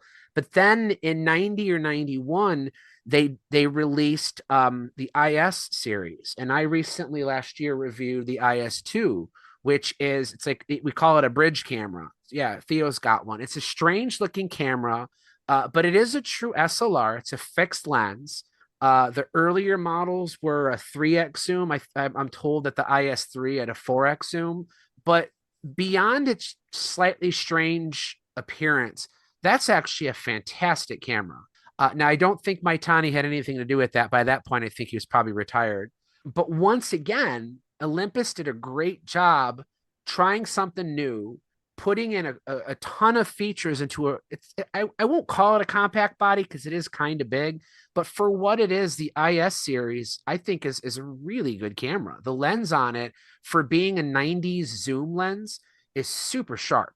There was a model before that too, Mike, the SP330, which was a smaller body, but same shape, same design that had, I think, a 38-105 lens. And that's before the IS series? Yes. Okay. Yeah. Might have to look for that one. There you go. What is that? It says I think it says AZ. Yeah, an AZ1. AZ300. Yeah, this is the 300. Yeah, SP3. Yeah. We call it SP300 here in this part of the world. But yeah. Right. It's like a 3x zoom, 35-105 zoom. It's an interesting design. It's very boxy, but it's a lot more compact than the IS series. Yeah. Yeah, it was the predecessor to the IS. Okay. So, but still along the same line, I think where I'm trying to go with this is Olympus just chose to never jump into the premium market. They chose not to jump into the higher end professional market, and they seemed content with where they were at, and they made some really fantastic point and shoots, and then they were trying to apply the point and shoot principle with what they had been doing to the SLRs, and I would say they succeeded because the IS series lasted for about a decade. Well, and besides that, Mike, they supported it. I mean, they had an incredible amount of add-ons for the IS series. There were a bunch of accessories. Really high quality add-on lenses. There were There were brackets, there were mounts, there were many flash units. I agree with your point. I wonder if you could argue the high-end 35 millimeter professional market was Nikon and Canon. Konica, Minolta, they stumbled. Hanukkah was out after about 84. Yeah, Pentax was sort of there, but sort of wasn't. Just they decided we can't break into the Nikon Canon, so why bother? I mean, I think that's it. They made a conscientious decision. We are not going to compete in this market. Because certainly Minolta couldn't do it. Konica Minolta couldn't do it. Pentax, I don't remember them being big players in the high-end professional, even though their stuff was excellent. Yashica, no, not at the time. Olympus really didn't need to because they were dominant. Well, Nikon and Olympus were dominant, but Olympus was stronger than Nikon in all kinds of other things like the instruments.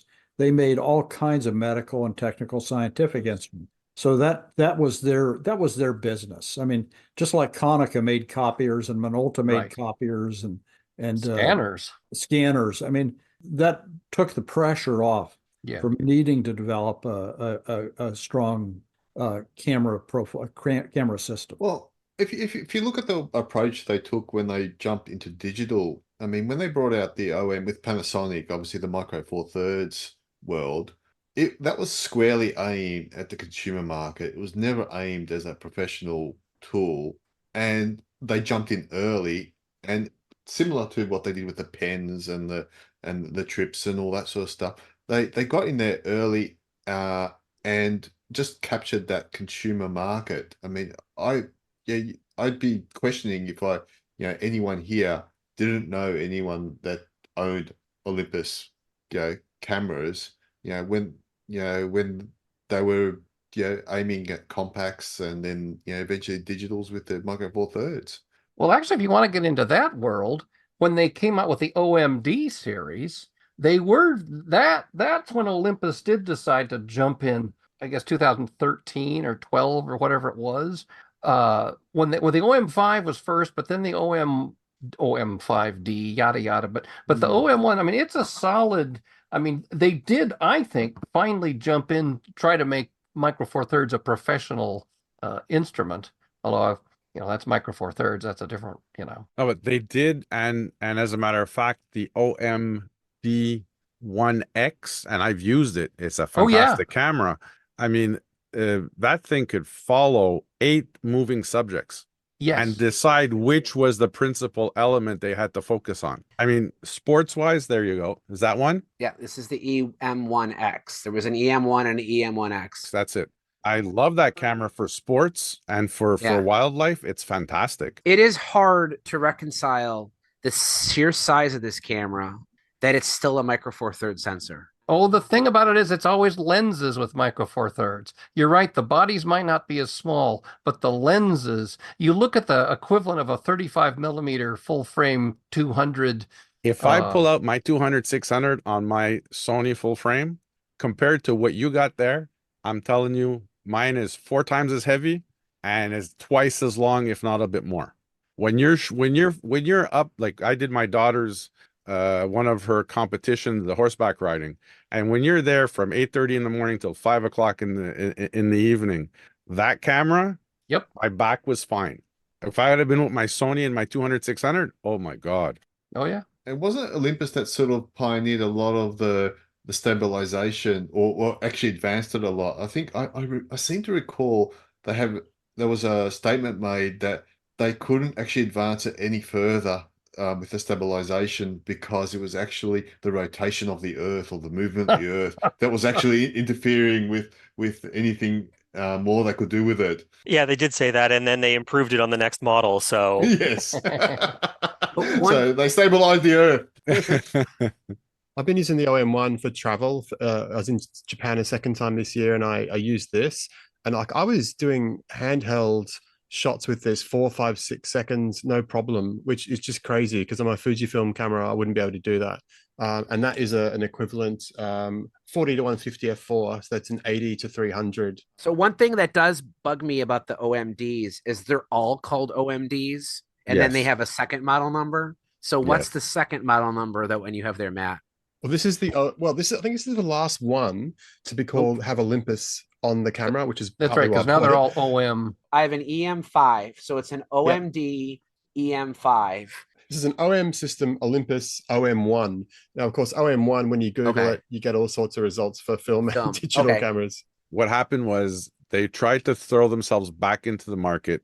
After the M1X came out, they decided to go back to the format of the original M1. So what they did was they recycled the model number. Yep. There was such a huge kerfuffle when the digital version of the OM1 came out, and it kept the same format, the same form as the old M1, not the M1X, but the one before it, the smaller one without the battery grip, without the extra battery. The 5, the EM1 Mark III. Exactly. There's the EM1 Mark III, and then that's the Mark OM1. III. That's right, and that's right. Whoa, man! I lived through that whole thing. It was something else. Well, in terms of the rebranding, they even did the digital pens too. Yeah, exactly. Yeah. They go for a lot of money these days. Like if you try and get one of those digital pens on eBay, they're not going cheap. We can't get them new anymore. No, but they're way above market value for the type of camera they are. Like if you look at a similar camera from that era, they're pretty cheap. But that digital pen is a lot more than They went as far as not only to call it the pen, it's actually called the Pen F. Mm-hmm. So they copied the name exactly from the original, but they're all micro four thirds. And I'll admit, maybe it's snobbishness. In the digital world, I was pretty much a Nikon guy. The first time I deviated from that was when I got into the mirrorless, and I fell in love with the Fuji system, the XT20. Mark, you have one. I've used the X, I can't remember, a couple different of the Fujis, and they're fantastic. But for whatever reason, the Olympus digital mirrorless is just sort of, I skipped past them. I never thought to look at them. And it wasn't until I handled the E1, the M1X, whatever it's called, the EM5, which is another OMD, and then that Olympus digital pen. And I was quite impressed with not only they have a great retro design, they do what Fuji does. And I'd say even the Nikon Z series somewhat has a nice, like you feel like you have a camera with a little bit of personality instead of a bubble like Canon was always making. But these are fantastic cameras, and I'm impressed. You look at, we all know enough not to always focus on megapixels, that more megapixels does not mean a better image. But then you get into sensor sizes, that crop sensor is smaller than full frame, but then micro four thirds is even smaller than crop sensor, or APS-C, I should say. And they still make great images. Absolutely. And it comes down to one thing, the final product, right? I mean, I've taken a 24 megapixel photo and I've enlarged it to 40 by 60. Without a single problem, quality-wise, resolution-wise. And any nonsense you hear about, the noise, larger pixels. Yeah, these days, if you shoot RAW and you use the new Lightroom noise reduction thing, the AI one, it is absolutely amazing. You could get away with a smaller sensor on that now. Absolutely. The strangest thing I've come across, I never ever thought I'd buy a micro four thirds camera, and yet I've got one. The weirdest thing for me is the aspect ratio. Like just getting my head around, this is not a 2:3 aspect ratio. And when you see the images into the viewfinder, I know it's silly, but I mean, you've got to learn the camera and learn how everything works. And I've been impressed with it. But sometimes I'm just like, I just can't quite get my head around the trick is coming from the best camera in the world, the Mamiya 7, which is a 6x7, Yes. which is a bit of a squarish format. It becomes a very easy transition. I got it in. That's why I'm so happy I got my Bessa. I'm still in the 3.2. Sorry, I'm not good at maths, but 6.7 isn't quite the same as 4/3, right? No, it's not. But it's a square. It's a squarish. Yeah. Okay. Approximate. Yeah, it's a squarish. It's more of a 4x5. Yeah. We're about to lose Anthony, but before he goes, I want to thank him. I had mentioned in the last episode that I was at odds with the Contax N1 that I had picked up, and it had the EEEE error. But I liked the camera so much, I was contemplating whether I would even send it back to Japan to get my money back, which the seller agreed to. But I was thinking, well, I'll just keep it. And then just out of the blue, Anthony shoots me a message and says, hey, look what I found on Facebook Marketplace. And there's a guy who's actually familiar with this show. I was hoping he'd come on, named Carson Knudsen, I think, with a K. He had like a mint in the box Contax N1 body. He's in Missouri for sale. And he's like, I emailed him and I said, hey, can you do me a favor and check something? Fire the shutter 5 times and see if you get an error. And he goes, I know exactly what you're talking about. I've seen that before. He goes, I promise you this one does not have that. So I was like, sold. So he shipped it to me. I already got it. So from one episode to the very next one, I was complaining about having this Contax N1 with a shutter that was flaking out. But Anthony found this for me, and I ended up sending the one back to the Japanese seller, and he refunded my money. So I now have a perfectly working Contax N1. So thank you, Anthony. Anything I can do to spread the love of Kyocera era Contax SLRs. All right. We can go back to Olympus, but I know you want to drop off. So have a good night, Anthony. Thanks. Good night, everybody. Good night, Anthony. Night, Anthony. Before we finish up, one thing, I mean, Olympus obviously got into the compact market, digital as well. And if you're looking for something that's really, digicams, we've got to cover the digicam range as well, is something I came across, which is the Olympus XZ1. It's this digicam here. It's got ring controls for, you can set it for aperture or speed or whatever you like around the lens. It's got one of the best screens I've ever seen. You can't see it properly on this camera, but one of the best screens I've ever seen on a little digicam. They're starting to climb in price, but this is a fantastic little camera with a 1.8 lens. Do you know what sensor it has? Is it a 1-inch sensor? It's a 1/1.7 of an inch. Yeah. Okay. But it shoots raw, and the results I've been getting out of this is just fantastic. Wow. And it's a CCD sensor, so it's very popular these days. A lot of people think that's more film-like. There was the XZ2 that had the same lens, and it's a backside illuminated CMOS sensor. So definitely better in low light, slightly different look. And that exact lens and sensor was also used in the Pentax MX1, their digital camera that had a brass body that the paint would wear away on. And Casio also used the exact same lens and sensor unit in the, I think it was the EX10. Is that a Sony sensor, or will they admit that? They're Sony sensors, yeah. Okay. Isn't that sort of hush-hush, not supposed to know that? Well, there was a time when Sony had a huge batch of defective CCD sensors in digicams in the early 2000s. And so you had recalls issued by various companies. Yeah. And that's when everyone found out that when, Fuji and then Nikon and Canon and Olympus and everyone started recalling their failed Sony sensors, everyone knew that's where they were coming from. Just one tiny little historical, talking about micro four thirds and then 4/3, similar and different. 4/3, the original sensors in those were Kodak. Don't forget, Kodak was a player before they cashed in everything. Yeah. So some of your 4/3 Olympus cameras had a Kodak, and even Leica had a Kodak sensor. That's an aside. I'm sorry, but anyway. Phase 1 as well. Some of the exact sensor technology in the Olympus E1 was used in Leica and Phase 1 cameras, just they did different wafer sizes, different larger sensors. Who made the Foveon? Paul, was that Sigma? Yeah. Sigma. Yeah, that was the Merrill cameras. Yeah. The no Bayer sensor or no Bayer filters or whatever it is. They were three sensors, 3 chips, 3 sensors. Well, it was actually a single sensor. It just would record light at different layers, different levels of the silicon. Yeah. I have this Digicam. It's a Comedia. I think it's like from 2001. So Theo's is a much more advanced than this one. This is 1.3 megapixels, and this come in box with everything. And what does it look like, gentlemen? It looks like a Mew. Yeah, it looks like a Mew. Yeah. So I haven't actually even used it yet, but I'm looking forward to taking a few shots on it. That'll no doubt be a bit crap, but a bit lo-fi, but hey, a bit of fun. You should try and find one of those Maitani stickers and put it on there and see if you can sell it for more.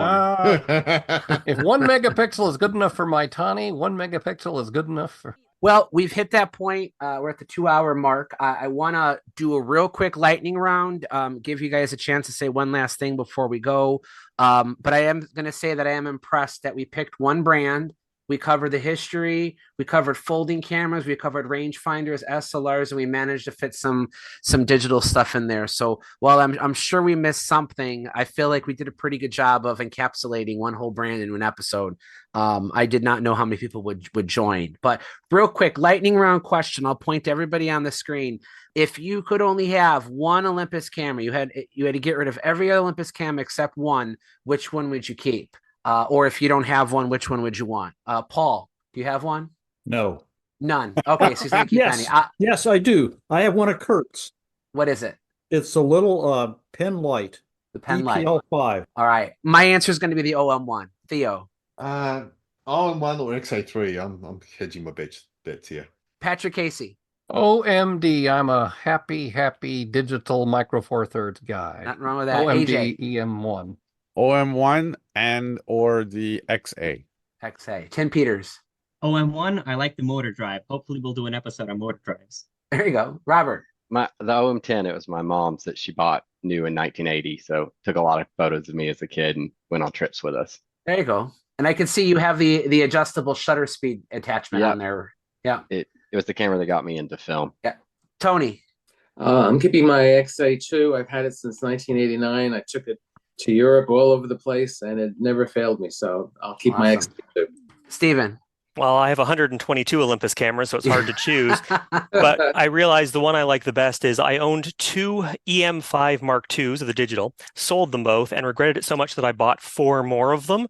So I've got the limited edition titanium one, the same color as the OM3. I've got a silver one, and I've got 2 black ones. So if I own 4 of the same model, that has to be my favorite. Yeah, very pretty. I have that too. I don't have the titanium, but they are nice. Matt Murray. Olympus Pen FT. Pen FT. Josh, you didn't get a chance to talk too much, but what's your favorite Olympus? It's probably my OM4. It's like the most fun to carry around. It's got a great meter, and then I have like the 51.4, which is just so sharp. The one flaw, I really like the OM4 as well too, but is yours having the LCD and the viewfinder getting really dim? No, it's pretty good. Yeah. I've heard, and mine's like, it's still visible, but some of them, they start to get real dim, harder to see. I've heard of that. I feel pretty lucky that it's not doing that. Yeah. Mark Faulkner. Pen F. Pen F. And although Anthony had to leave, I can guarantee you he'd say one of his Pen Fs. So he's a huge fan of those as well. So that was a ton of fun. Great brand. This is our first episode of 2024. So I want to thank everybody for coming out and talking to us. We do like to periodically do shows where it's just us hosts talking about whatever comes up. But we also like having you guys participate too. Originally, we had planned to do the next show on the 22nd, but it turns out we have a scheduling conflict that day. So our next show is going to be on a special night, Thursday, January 25th. That's the 26th for Theo and those of you in Australia. But we're going to talk about Rollei. Recent announcements about a new Rollei autofocus camera have piqued interest in the brand, but also it's just a brand we haven't done a lot with. You know, so many Rolleiflex TLRs, the SLRs, point and shoots, the Rollei 35 we've spent a lot of time talking about, but beyond that, we haven't really dived into much else about the company. So that should be a fun one. Look for the show announcement a few days before that. We'll have it out like we always do, and we hope to hear from you then. If you are on the fence about joining us, please come on and talk about whatever you want. Happy New Year, everybody. Thank you guys for coming, and good night. Good night. Good night, all. Night. Thank you. Thank you. I enjoyed meeting you. everyone. Take care.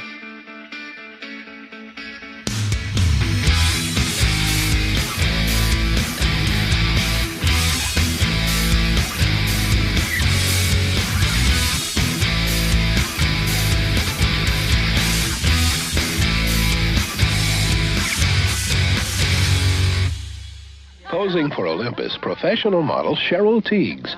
5 amateur photographers behind the Olympus OM10 for the first time. OM10, the 35mm automatic that leaves nothing to chance, leaves you free to focus and shoot. And look, the actual pictures these 5 amateurs took. All 100 of them, taken with the Olympus OM10. They're incredible. Well, you can't take a bad picture, Cheryl. Neither can you with Olympus OM10.